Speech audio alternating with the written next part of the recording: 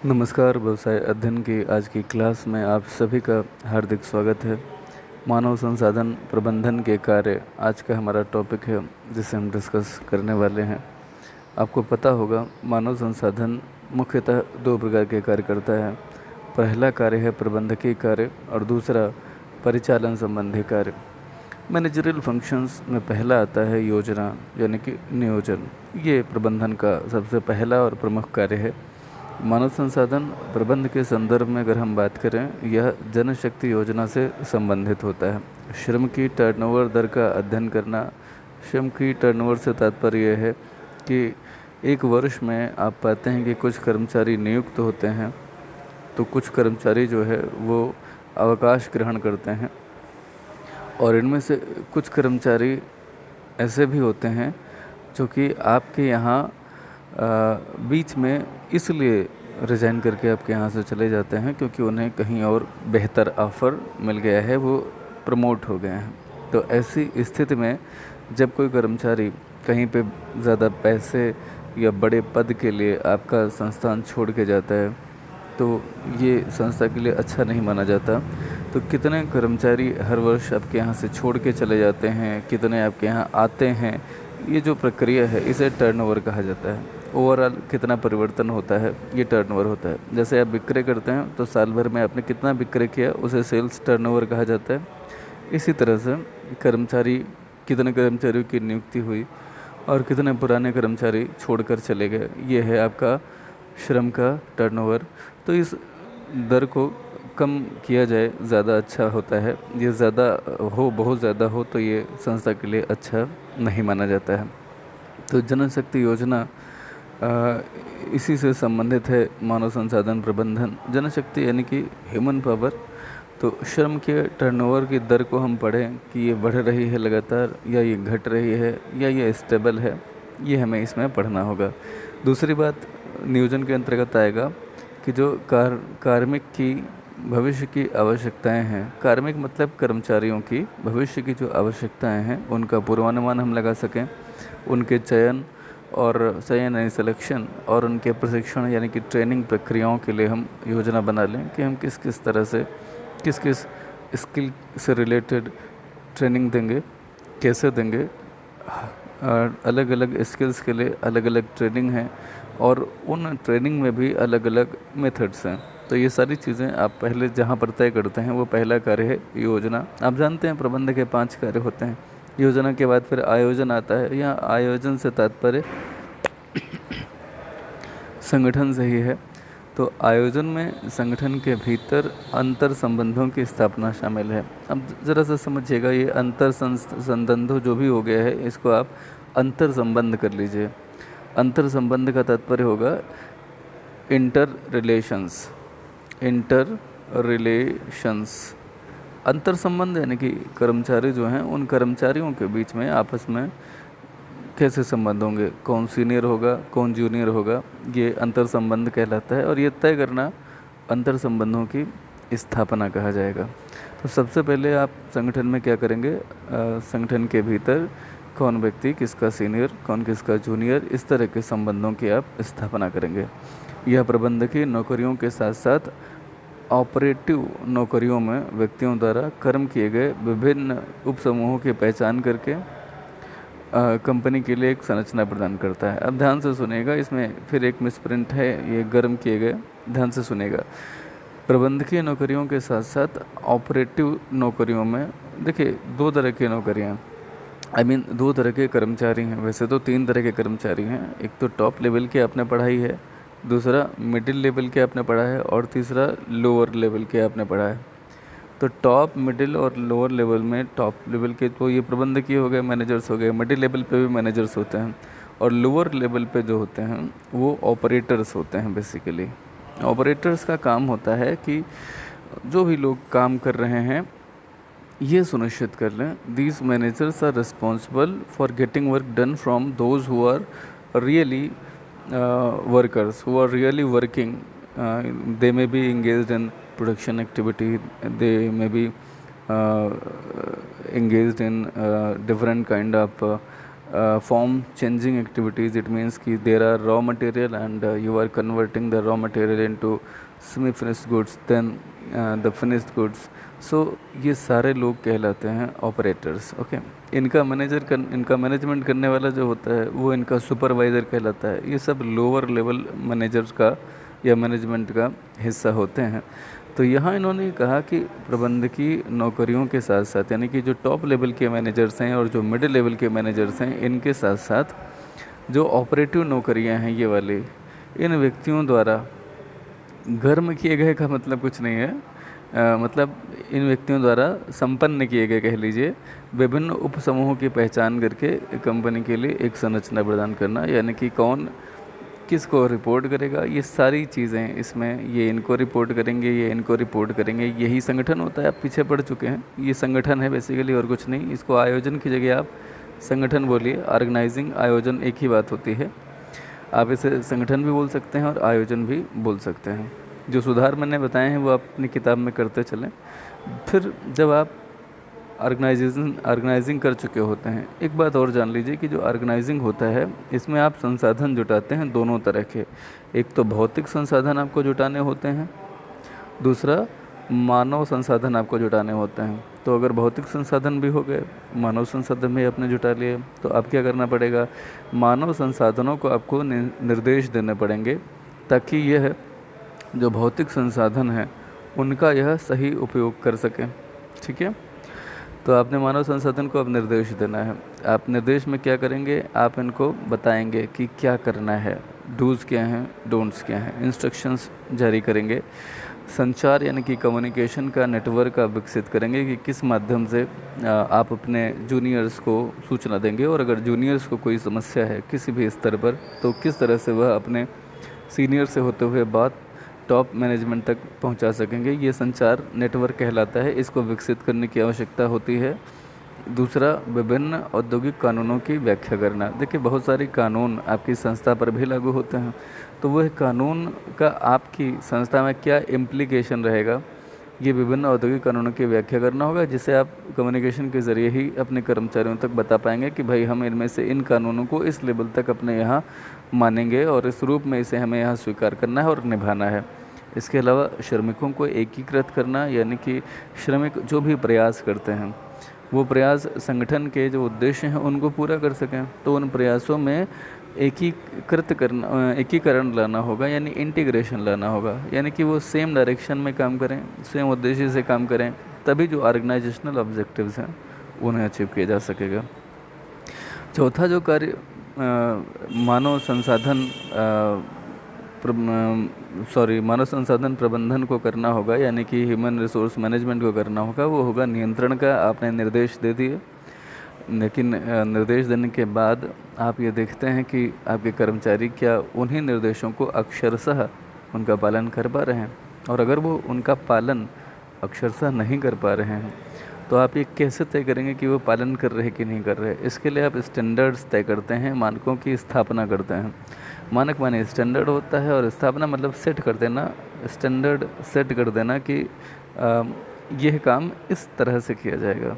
ठीक है, तो उसके लिए आप शुरुआती तौर पे कुछ फैक्ट्स प्रोवाइड करेंगे कि एक दिन में इतना प्रोडक्शन करना है. मान लिया 8 घंटे की ड्यूटी होती है, और 8 घंटे की ड्यूटी में किसी को प्रतिदिन, मान लेते हैं समझने के लिए, 24 यूनिट प्रोड्यूस करने होते हैं. तो 8 घंटे में 24 यूनिट, यानी कि प्रति घंटे अगर आप देखेंगे तो 3 यूनिट्स पर आवर, ये एक रेट हो गया, स्टैंडर्ड हो गया. अब अगर कोई कर्मचारी 3 यूनिट नहीं बना पा रहा है 1 घंटे में, तो इसका मतलब है उसका प्रदर्शन या तो कमतर होगा. अगर कम बना रहा है तो कमतर हो गया, अगर बेहतर बना रहा है तो उसका बेहतर हो जाएगा. 3 से 4 बना रहा है तो बेहतर माना जाएगा. तो ऐसे में उसको अतिरिक्त प्रमोशन या अतिरिक्त इंसेंटिव वगैरह दिए जा सकते हैं. लेकिन अगर कोई कमतर कर रहा है तो यहाँ पर नियंत्रण की आवश्यकता पड़ेगी. उसे बताना होगा कि your basic methodology to do this thing, do this particular activity is not appropriate. You are suppose to improve your technique, and this technique is to be followed to complete this work. तो ये आप उसे बता देंगे, यहाँ पर नियंत्रण हो जाएगा. इसके अंतर्गत आप एक तो मानकों की स्थापना पढ़ चुके हैं, ये करना होगा. दूसरा, नौकरी विश्लेषण, इसका मतलब होता है कि कोई भी व्यक्ति, उसको जो भी जॉब मिलता है, इसको जॉब एनालिसिस बोलते हैं। नौकरी मतलब जॉब, और विश्लेषण यानी कि एनालिसिस। तो ये जो नौकरी विश्लेषण है, और फिर एक प्रदर्शन भी शब्द आता है, इसको हम बोलते हैं जॉब परफॉर्मेंस। ठीक है। तो जॉब परफॉर्मेंस जो होता है, इसमें क्या क्या आएगा ये अभी हम जानेंगे। नौकरी विश्लेषण में पहली बात कि इसमें क्या क्या करना होगा, क्या क्या कार्यभार है, क्या क्या दायित्व है, ये नौकरी विश्लेषण में आएगा। इसमें क्या क्या आपको मिलना है, इंसेंटिव्स वगैरह, रेम्यूनरेशन वगैरह, वो सब इसमें आएगा जॉब एनालिसिस में। फिर परफॉर्मेंस मूल्यांकन का, परफॉर्मेंस इवेल्युएशन भी हम इसे बोलते हैं, जॉब एनालिसिस या परफॉर्मेंस इवेल्युएशन, प्रदर्शन मूल्यांकन, इसे परफॉर्मेंस इवेल्युएशन कहा जाएगा। तो परफॉर्मेंस इवेल्युएशन के अंतर्गत हम ये देखेंगे कि भाई जो मानक हमने तय किए थे, उन्हीं मानकों के अनुरूप कार्य किया जा रहा है कि नहीं, या उसके 19 किया गया या उसे 21 किया गया, 19-21 समझते हो, उसे कमतर किया गया या बेहतर किया गया।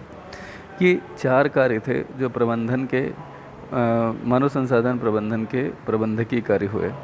मानव संसाधन प्रबंधन के परिचालन संबंधी कार्य यानी ऑपरेटिव फंक्शंस कौन से हैं, आइए इन्हें जानते हैं।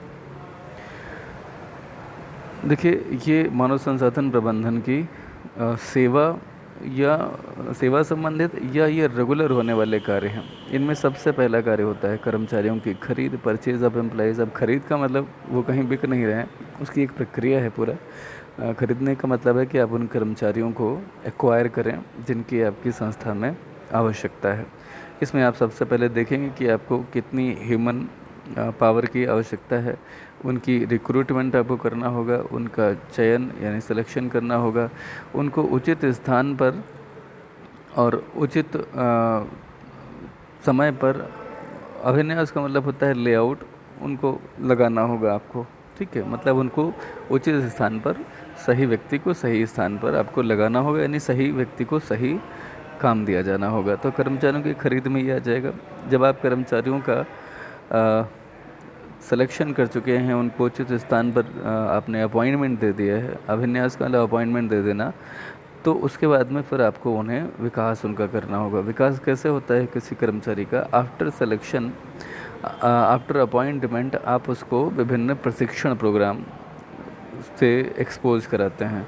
तो जो प्रशिक्षण प्रोग्राम होंगे, ट्रेनिंग प्रोग्राम होंगे, उनसे जो एक्सपोजर होगा, उससे कर्मचारी के कौशल में वृद्धि होगी, और यही कौशल उसे नौकरी में अच्छे प्रदर्शन करने के लिए प्रेरित करेगा या ज़रूरी नॉलेज देगा, ज़रूरी कुशलता प्रदान करेगा। तो इस प्रक्रिया में आप कर्मचारियों को विकसित करने के लिए प्रबंध की बहुत सारी तकनीकों का उपयोग करते हैं। ध्वनि संवर्धन नीति तैयार करना, पदोन्नत के आधार पर निर्धारण और प्रदर्शन मूल्यांकन करना वगैरह वगैरह इसमें आता है। अब ये ध्वनि संवर्धन में मुझे कुछ मिसप्रिंट लग रहा है, यहाँ ध्वनि नहीं होना चाहिए। ध्वनि एक्चुअली अंग्रेज़ी में यहाँ पर एक शब्द आता है साउंड प्रमोशनल पॉलिसी। अब साउंड का अर्थ एक तो ध्वनि होता है, ठीक है, और एक होता है मजबूत, सुदृढ़। ठीक, अब मेरी बात ध्यान से सुनिएगा। ये बुक जो है ये ट्रांसलेट की गई है संभवतः अंग्रेज़ी से हिंदी में, तो यहाँ पर आना चाहिए क्या? मजबूत, यानी कि सुदृढ़। आप इसे सुदृढ़ भी बोल सकते हैं। सुदृढ़ संवर्धन नीति यानी कि मजबूत, यानी कि अच्छी। संवर्धन नीति यानी कि प्रमोशन पॉलिसी। आप कर्मचारियों को अच्छे से उनमें विकास करेंगे, उनमें संवर्धन माने होता है वृद्धि करना, किसी भी प्रकार से उन्नति के लिए क्या क्या आपकी नीतियां हैं। तो ये मजबूत संवर्धन नीति होनी चाहिए। संवर्धन माने प्रमोशन होता है, पदोन्नति के आधार का आप निर्धारण करिए। पदोन्नति से ही संबंधित है संवर्धन। तो अगर आपको संवर्धन करना है तो पदोन्नति के आधार का निर्धारण, बेस क्या होगा, किस आधार पर करेंगे? देखिए, पदोन्नति यानी प्रमोशन, इसके बारे में डिटेल में आगे हम पढ़ने वाले हैं, लेकिन फिर भी जिक्र आ चुका है, थोड़ा सा बता दें। पदोन्नति 2 आधार पर होती है। एक तो होती है वरिष्ठता के क्रम में। वरिष्ठता यानी कि अगर कोई वरिष्ठ है, सीनियर है, 5 साल पहले आया है, तो उसका प्रमोशन जो है वो जल्दी होगा। ठीक है, तो जो आपका प्रमोशन होता है, प्रमोशन उसकी हम बात कर रहे थे। प्रमोशन 2 रूप में होगा। एक तो सीनियरिटी बेसिस पे होगा, अगर कोई सीनियर है ठीक है। सीनियरिटी बेसिस पे, और दूसरा होता है परफॉर्मेंस बेसिस पे। ठीक है। कुछ ऐसे डिपार्टमेंट हैं जो अगर वो उनकी अगर हम बात करें तो वहाँ परफॉर्मेंस ओरिएंटेड प्रमोशन होता है। जैसे कि पुलिस डिपार्टमेंट है, अगर कोई अच्छा परफॉर्म कर रहा है तो उसका प्रमोशन जल्दी जल्दी होता चला जाता है। ऐसे ही सेना भी है, हालांकि सेना का एक अपना सिस्टम है, उस पर भी डिस्कशन नहीं करेंगे। पुलिस की अगर बात कर लेते हैं, कोई बहुत अच्छा परफॉर्म करता है तो उसे तुरंत प्रमोशन मिल जाते हैं। कोई बढ़िया केस, बड़ा केस सॉल्व कर लिया तो प्रमोशन जल्दी मिल जाते हैं। सीनियरिटी बेसिस ज़्यादातर जगहों पे लागू है, ख़ासतौर से सरकारी जो सिस्टम है प्रमोशन का, वहाँ पे जो व्यक्ति पहले ज्वाइन कर गया वो सीनियर है, भले उसको नॉलेज शून्य हो। या दूसरा व्यक्ति जो उसका जूनियर है बाद में जिसने ज्वाइनिंग ली है, वो भले कितना भी क्वालिफाइड और टैलेंटेड हो, लेकिन प्रमोशन जो होगा वो सीनियरिटी बेसिस पर होगा। तो ये दो तरीके हैं, कौन सा तरीका अपनाएंगे दैट विल डिपेंड। ज़्यादातर जो निजी संस्थाएं होती हैं वहाँ पर परफॉर्मेंस के आधार पर पदोन्नति की जाती है। तो उसके लिए आपको प्रदर्शन मूल्यांकन करना होगा, यानी कि परफॉर्मेंस इवेल्युएशन करना होगा, ताकि जो कर्मचारियों का जो डेवलपमेंट है वह तय हो सके कि क्या है। तो कर्मचारियों का विकास ये एक दूसरा कार्य था। पहला कार्य था कर्मचारियों की खरीद करना, तीसरा कार्य है कर्मचारियों को मुआवजा। मुआवजा का तात्पर्य क्या है? कंपनसेशन। देखिए, क्षतिपूर्ति का मतलब होता है कि संगठन के उद्देश्यों में योगदान देते समय कर्मचारियों के पर्याप्त यानी कि सफिशेंट और न्याय संगत। न्याय संगत का मतलब होता है जस्टिफाइड, या यूँ कहें रिजनेबल। ठीक है, कर्मचारियों को सफिशेंट और रिजनेबल रेमुनरेशन, पारिश्रमिक मिले, ये जो है इसके अंतर्गत आता है। यहाँ क्षतिपूर्ति का तात्पर्य है कि क्षति क्या है समझना। जब आप किसी संगठन में काम करते हैं तो आप अपने समय और अपनी ऊर्जा इसको लगाते हैं। तो समय ऊर्जा जहाँ लगाएंगे तो आप समय और ऊर्जा की क्षति कर रहे हैं, इनमें कमी आ रही है। तो समय और ऊर्जा की जो क्षति होगी इसकी भरपाई कैसे होती है? इसकी भरपाई होती है पारिश्रमिक के रूप में, यानी कि रेमुनरेशन के रूप में, है ना, रेमुनरेशन के रूप में। तो आपको ये बात शायद समझ में आई होगी कि क्षति का मतलब कोई एक्सीडेंट हो जाए, उसमें कोई हाथ पैर टूट जाए, यही क्षति नहीं है। क्षति का मतलब है कि आपने अपना समय, अपना कंफर्ट, अपना ऊर्जा, आपने उसका सेक्रीफाइस किया, तो बदले में आपको पारिश्रमिक मिलता है। तो पारिश्रमिक कितना होना चाहिए? पर्याप्त होना चाहिए। और कैसा होना चाहिए? रीजनेबल, न्याय संगत होना चाहिए। विभिन्न नौकरियों के लिए मौद्रिक मुआवजे का निर्धारण करना। अलग अलग नौकरियों में जो मौद्रिक कंपनसेशन मिलेगा वो क्या होगा? इसे रेमुनरेशन कहिए। और मानव संसाधन प्रबंधन का सबसे कठिन और महत्वपूर्ण कार्य यही माना जाता है, ध्यान रखिएगा। एक और बात आती है, एक उपयुक्त प्रतिपूरक नीति चुनने के लिए कई प्रकार के निर्णय लिए जाते हैं, जैसे कार्य का मूल्यांकन, पारिश्रमिक नीति, प्रोत्साहन और प्रीमियम योजना, बोनस नीति, सह साझेदारी वगैरह। ध्यान से सुन लीजिएगा। प्रतिपूरक यानी वही कंपनसेशन की हम बात कर रहे हैं। कंपनसेशन पॉलिसी कैसी होनी चाहिए? जैसे कार्य कैसा है किसी का, उसके आधार पर ये कार्य मूल्यांकन एक ही साथ आएगा, सॉरी, यानी कि कार्य मूल्यांकन यानी कि वर्क एनालिसिस या वर्क असेसमेंट, देन पारिश्रमिक नीति यानी कि रेमुनरेशन पॉलिसी, प्रोत्साहन और प्रीमियम योजना। आप लोगों को ना मोटिवेट कर सकते हैं विभिन्न तरीक़ों से। और प्रीमियम का तात्पर्य होता है कि प्रीमियम वैसे दो रूप में आता है। एक आता है अतिरिक्त यानी एक्स्ट्रा कुछ, ठीक है, और दूसरा प्रीमियम आता है किस्त के रूप में, यानी कि इंस्टॉलमेंट के अर्थ में। ठीक है, इंस्टॉलमेंट के अर्थ में। तो यहाँ पर प्रीमियम योजना से तात्पर्य अतिरिक्त से है, कुछ एक्स्ट्रा देना से है, इसे इंसेंटिव कह सकते हैं।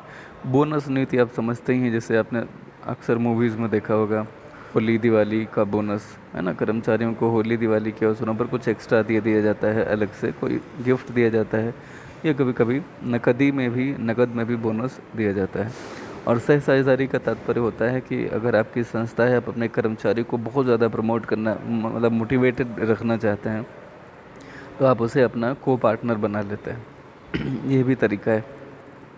यह भी सहायता इसमें ये करता है कर्मचारियों को, जो मुआवजा टॉपिक हम पढ़ रहे हैं, जैसे उचित मजदूरी, वेतन नीति, ये संगठन जो है समय समय पे सही मजदूरी और वेतन का भुगतान, ये सारी चीज़ों को रिव्यू करा पाए, तो कर्मचारियों को मुआवजा यानी कि ऑपरेटिंग एक्टिविटीज़ के तौर पे मानव संसाधन प्रबंधन वो ये भी देखता है कि कर्मचारियों को कितना मुआवजा मिलना चाहिए, उन्हें मोटिवेटेड रखने के लिए अलग अलग इंसेंटिव्स, अलग अलग बोनस नीति या उन्हें को पार्टनर बनाना, कितनी वेतन दें, कब कितनी बढ़ोतरी करें, ये सारी बातें इसके अंतर्गत आएंगी। जो चौथा महत्वपूर्ण कार्य है ऑपरेटिंग कार्यों में, वो है अच्छे औद्योगिक संबंध बनाए रखना। अच्छे औद्योगिक संबंध का तात्पर्य बच्चों इससे नहीं है कि आपके उद्योग का अन्य उद्योगों के साथ संबंध कैसा है ना, इसका संबंध है कि जो प्रबंधन है यानी कि प्रबंध है जो उसका जो श्रम है उनके साथ कैसी बॉन्डिंग है, इनके साथ कैसा रिलेशनशिप है। ठीक है, यही है अच्छे औद्योगिक संबंध। अगर श्रमिकों को ये लगता है कि प्रबंध इनका शोषण कर रहा है, ठीक है, एक्सप्लॉयटेशन कर रहा है, शोषण के लिए क्या आता है एक्सप्लॉयटेशन, एक्सप्लॉइट उसी में एशन जोड़ दीजिए, ठीक है। तो अगर श्रमिकों को लगता है कि प्रबंध लगातार इनका जो है क्या कर रहा है, शोषण कर रहा है, तो ऐसी स्थिति में क्या होगा, औद्योगिक श्रम और औद्योगिक संबंध अच्छे नहीं, इंडस्ट्रियल रिलेशन इसे बोला जाता है अंग्रेज़ी में, औद्योगिक संबंध यानी इंडस्ट्रियल रिलेशंस। तो ये इंडस्ट्रियल रिलेशंस कैसे होने चाहिए, अच्छे होने चाहिए। आइए कुछ बातें पढ़ते हैं, इसमें जानते हैं। देखिए, प्रबंधन और श्रम के बीच सामंजस्यपूर्ण संबंध बने। सामंजस्य मतलब कोऑपरेटिव, सहयोगी। इसके लिए कार्मिक प्रबंधन सबसे आवश्यक कार्य है। मतलब यह कार्मिक प्रबंधन का यानी कि एम्प्लॉइज मैनेजमेंट का या ह्यूमन रिसोर्स मैनेजमेंट का सबसे महत्वपूर्ण कार्य है कि इंडस्ट्रियल पीस बनी रहे, इंडस्ट्रियल रिलेशंस अच्छे हों प्रबंधकों के बीच में या ओनर्स के बीच में और श्रमिकों के बीच में। ठीक है, इसके लिए आप क्या करते हैं, इसमें आप कोशिश करते हैं कि स्ट्रेस यानी कि जो तनाव है प्रबंधकों और श्रमिकों के बीच में उसको कम करना। इंडस्ट्रियल शांति का मतलब है कि कोई हड़ताल ना हो, कोई लॉकआउट ना हो, तो ये शांति है। शांति का मतलब है बातचीत से समस्याएं, ऐसा नहीं कि नहीं होंगी, लेकिन समस्याओं को हम बातचीत से हल कर सकें। श्रमिकों को उचित सौदा प्रदान करना। उचित सौदा का तात्पर्य वही है कि आप श्रमिकों को जो भी वो हमें दे रहे हैं उसके बदले हम उचित पारिश्रमिक दें। यहाँ उचित सौदा का तात्पर्य है कि उनके साथ जो करार होता है वह उचित हो। और औद्योगिक लोकतंत्र स्थापित करना। लोकतंत्र से तात्पर्य यह होता है कि हर किसी को अपनी बात कहने का हक हो, किसी की बात को दबाया ना जाए। यदि कार्मिक प्रबंधक दोनों के बीच सामंजस्यपूर्ण संबंध बनाने में असमर्थ हैं तो संगठन के लिए बहुत हानिकारक होगा। यदि कार्मिक प्रबंधक दोनों के बीच सामंजस्यपूर्ण संबंध यानी कि कोऑपरेटिव रिलेशंस अगर बना नहीं पाते हैं तो ये तो संगठन के लिए बहुत ही हानिकारक हो जाएगा। अगर औद्योगिक अशांति हो गई, ठीक है, तो क्या होगा, कर्मचारियों की जो मॉरल और जो फिज़िकल स्थिति है उसको नुकसान मिलेगा। अगर उनको नुकसान हो गया, अगर श्रम प्रबंधन संबंध अच्छे नहीं रहे, लेबर मैनेजमेंट रिलेशंस अच्छे नहीं रहे, तो एक राष्ट्र के लिए पूरे संगठन का नुकसान होगा। इसलिए पर्याप्त संचार प्रणाली और सह साझेदारी की भावना के साथ सामंजस्यपूर्ण संबंध बनाना चाहिए। ये एक प्रमुख कर्तव्य है मानव संसाधन प्रबंधक का। ध्यान से सुनिएगा, पर्याप्त संचार प्रणाली से तात्पर्य यह है कि कर्मचारी को अगर कोई बात कहनी है तो वो बड़े आसानी से अपने सीनियर तक पहुंचा सके, उसके लिए बहुत उसे जद्दोजहद संघर्ष करना न पड़े। और सह साझेदारी का तात्पर्य है कि कर्मचारी को लगे, इसे बोलते हैं सेंस ऑफ बिलोंगिंगनेस, यानी कि उसे लगे कि ये संस्था हमारी है। ये तब होगा जब हम उसे लाभ में कुछ सहभागिता दें, यानी कि उसे हम अपना पार्टनर बना सकें। ये बहुत कठिन काम है कि किसी कर्मचारी को अपना पार्टनर बनाना, लेकिन यह भी एक विषय है और अगर इसे हम कर पाते हैं तो ये बहुत बड़ी सक्सेस मानी जाती है मानव संसाधन प्रबंधन की। एक और पांचवा कार्य होता है जो रूटीन कार्य होते हैं, ऑपरेटिंग कार्य होते हैं, उनमें रिकॉर्ड रखना।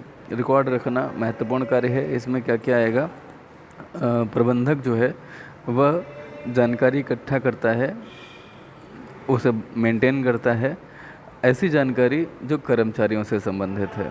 रिकॉर्डिंग हर संगठन के लिए बहुत आवश्यक होती है। इससे आपको ये पता चलता है कि किस कर्मचारी का परफॉर्मेंस क्या रहा है, और तब जब उनका प्रमोशन करना हो तो ये काफ़ी महत्वपूर्ण सूचना सिद्ध होती है। तो रिकॉर्ड रखना होगा हर कर्मचारी का, जॉइनिंग का, उसका परफॉर्मेंस का, उसकी छुट्टियों का, है ना, उसके खाते में कौन कौन सी उपलब्धियां जुड़ी हैं उनका। छठा जो कार्य है ऑपरेटिंग कार्यों में से वो है कर्मचारी नियोजन और मूल्यांकन। इस प्रणाली के तहत विभिन्न प्रकार की गतिविधियों का आप करते हैं मूल्यांकन। ठीक, जैसे प्रदर्शन का मूल्यांकन यानी कि परफॉर्मेंस इवैल्यूएशन, किसी संगठन की मानव संसाधन नीति क्या है और उसके व्यवहार क्या है, उसका मतलब इम्प्लीकेशन क्या है।